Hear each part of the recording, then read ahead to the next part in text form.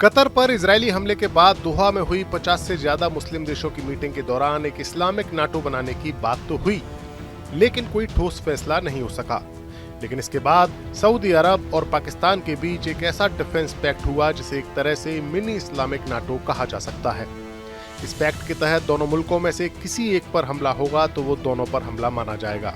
कुछ ऐसा ही समझौता नाटो में भी है। पाकिस्तान एक परमाणु शक्ति संपन्न देश है, यानी जरूरत पड़ने पर पाकिस्तान का परमाणु बम सऊदी अरब के भी काम आ सकता है। सवाल है कि क्या अब सऊदी अरब में पाकिस्तान की परमाणु मिसाइलें भी तैनात की जाएंगी? दरअसल पूरी दुनिया के तमाम मुस्लिम मुल्कों में पाकिस्तान ही इकलौता ऐसा देश है जिसके पास परमाणु बम है। इसके अलावा लीबिया, सीरिया, इराक और ईरान ने भी परमाणु बम बनाने की कोशिश की, लेकिन कामयाबी नहीं मिल सकी। पाकिस्तान ने शुरू से ही अपने परमाणु बम को इस्लामिक बम कहा था और ऐसा माना जाता है कि इस बम को डेवलप करने के लिए उसे खाड़ी के मुल्कों से पैसा भी मिलता था, जिसमें सऊदी अरब भी शामिल है। बीबीसी ने साल 2013 में एक रिपोर्ट छापी थी जिसमें कहा गया था कि सऊदी अरब पाकिस्तान की परमाणु हथियार बनाने के प्रोग्राम में काफी पैसा निवेश कर चुका है। सूत्रों के हवाले से इस खबर में बताया गया था कि सऊदी अरब पाकिस्तान के परमाणु बम को अपना परमाणु बम मानता है और उसका मानना है कि जब भी उसे जरूरत होगी तब वो परमाणु बम हासिल कर लेगा।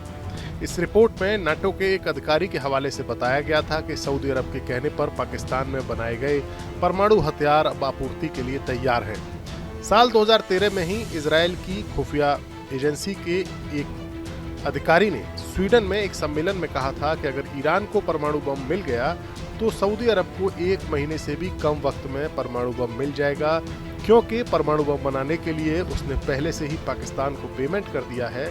सऊदी के अधिकारी पाकिस्तान जाएंगे और जो कुछ लाना होगा वहां से ले आएंगे। यानी तय है कि सऊदी अरब ने पाकिस्तान के डिफेंस को मजबूत करने के लिए काफी पैसे खर्च किए हैं।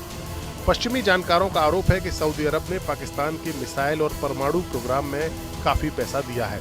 पाकिस्तान का न्यूक्लियर प्रोग्राम दूसरे देशों से चुराई गई टेक्निक से डेवलप हुआ है और इसके लिए जिस बड़ी राशि की जरूरत पड़ी थी वो सऊदी अरब ने ही मुहैया कराई थी, ऐसे आरोप लगते रहे हैं। यानी अब इस समझौते के बाद ऐसा माना जा रहा है कि सऊदी अरब ने जो पेमेंट किया था उसकी डिलीवरी के लिए पाकिस्तान को कह दिया है और ये वो डिलीवरी है परमाणु सुरक्षा। सवाल ये है कि सऊदी अरब ने अभी पाकिस्तान से डील क्यों की है? इसका जवाब है कतर पर इजराइल का हमला।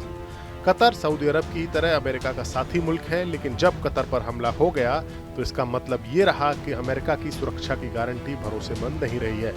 लिहाजा सऊदी अरब अपनी सिक्योरिटी के लिए परमाणु बम की छत्रछाया हासिल करना चाहता था, लिहाजा उसने पाकिस्तान से डील कर ली। दोनों देशों के बीच हुई इस डील पर भारत और इजराइल की भी नजर है।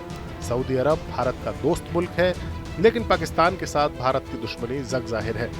लिहाजा अब देखना होगा कि सऊदी अरब को परमाणु सुरक्षा देने के बदले पाकिस्तान क्या लेता है और क्या सऊदी अरब में अब पाकिस्तान अपनी परमाणु मिसाइलें तैनात करता है और फिर इस पर इजराइल का रिएक्शन क्या रहेगा। Bureau report, news nation.